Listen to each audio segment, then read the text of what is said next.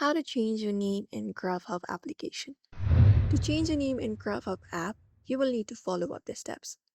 So what you may do first is you may head over the application or web version of Grubhub. First of all, head over the app.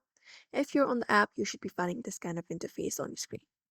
Now what you'll need to do is once you are here, you can directly look up the option called account, which is in the bottom right corner of your screen. You can head over and navigate over to that option, tap on it, and then once you tap on account, here you'll be finding your account with different options available. Now from the given options, you may look out for the option called name, tap on it, and you will be taken to the section right here. Now you may just go ahead and follow up the process to change your name. So you may head over and select your first name, cancel out your first name and type in the new name that you would like to add up on your Grubhub and the last name as well.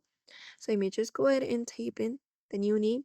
After that, tap on save. Once you are okay with the name, tap on save and wait for a second and your name will be updated.